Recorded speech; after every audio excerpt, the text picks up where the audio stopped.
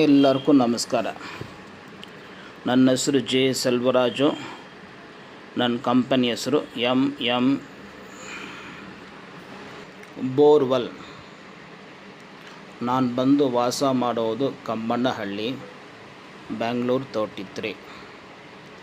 ಈ ನಡುವೆ ದೊಡ್ಡ ವಿಡಿಯೋಗಳು ಜನಗಳು ಲೈಕ್ ಮಾಡೋದು ಕಷ್ಟ.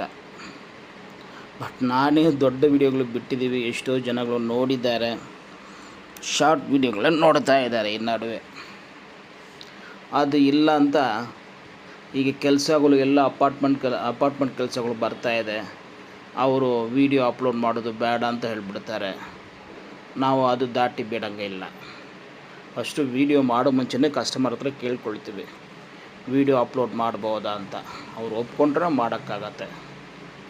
ಅವರು ಇಷ್ಟ